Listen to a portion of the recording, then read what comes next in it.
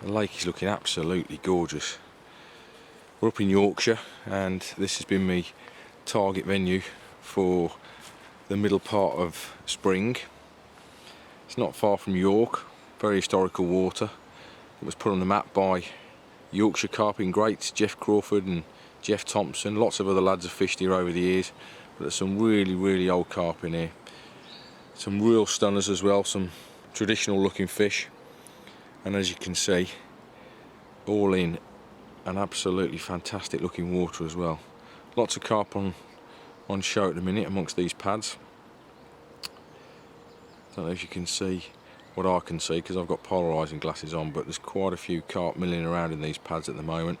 It is amazing what a bit of sun does, because the last few weeks when I've been popping down here for a look, not really seen a great deal, although one or two fish have been coming out. But a bit of sun comes out and lo and behold, up pop the carp.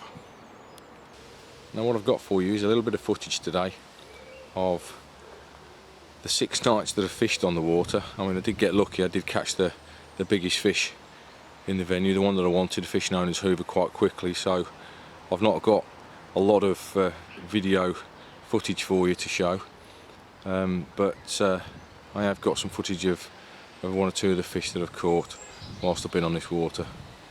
It is starting to look really nice now, and it's actually last night, or this morning I should say, that I caught the biggest fish, and it is a shame that I'm going to be pulling off over the next few weeks, because I've got to go and start making the most of my Northey Park ticket. But it would look really interesting, this venue, I'm sure, during the course of the early part of summer, because it is starting to look really nice. There's a real chunky old fish out the back there. Not sure whether that's actually Hoover that I caught this morning. It's got a very distinct two-tone appearance to it, and it looks a big chunky unit, but you probably can't see what I can see because I've got polarising glasses on. But I get the feeling that these fish now are coming into these pads to start spawning.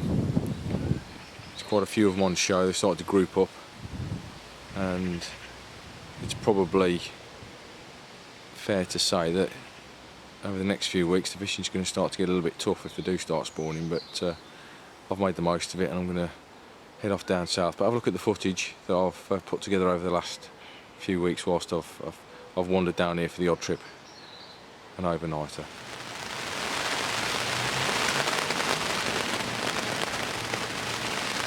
Well, the weather's pretty grim today.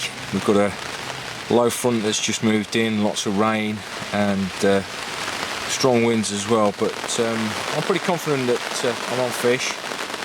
I'm in a swim that's known as the Point, and just over towards the far bank over there, there's an old building that's in the water, and earlier on today I saw quite a few fish around there, so I'm just hoping I'm not going to get a take in the next few minutes, because as you can see, that rain's proper lashing it down, and stupidly I've left me waterproofs in the car, and I'm going to hope that nothing happens until it's all cleared, but it does look pretty good for a take, let's say that.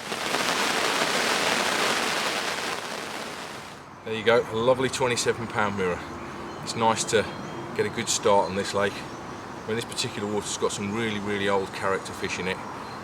30-40 years old, some of these fish. There's some leanies in here, some really ancient old looking warriors, and this is certainly one of them.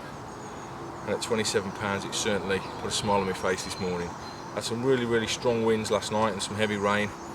I didn't think I was going to get any fish because I was right on the back of the wind, but first thing this morning, this is the one that's woke me up, so happy days.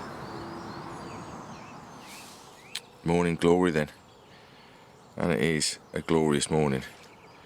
Look at that for a lovely sunrise in Yorkshire. Now it's 4:45 in the morning. I'm awake not just to capture the moment, but because I've just been rudely awoken by the left-hand rod tightening up and producing the biggest fish in the lake. And that particular rod was fished just down here to the left, just off the edge of those pads underneath that overhanging tree. And it was a fantastic fight as well, really strong, heavy fish. Knew it was a good one from the moment I hooked into it, and 15 minutes later we got the biggest fish in the lake in the sling, fish known as Hoover, at 33.10. So I'm mega happy with that. And I'm half asleep at the moment. Didn't get much sleep in the night, not from the fish but from the tufted birds fighting in the margins, scrapping and stuff. So really were noisy, but it's made up for it catching a fish like that. So now I'm going to make myself a brew, and I know you carp anglers love your brews, so I thought I'd just let you know that being in Yorkshire, we're going to have Yorkshire tea bags. Fantastic, love the stuff, it's my favourite brew.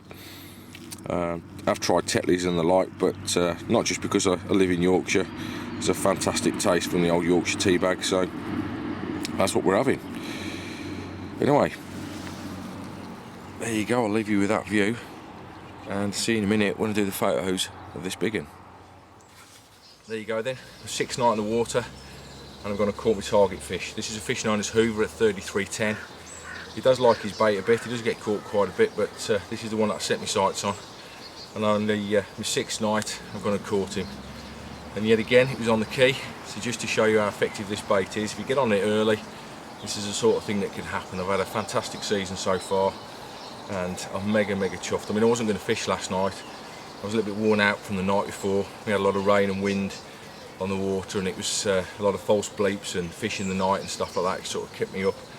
And I felt really tired, but something kept telling me to get down to the venue, and I'm glad I did, because 33:10, job done, happy days.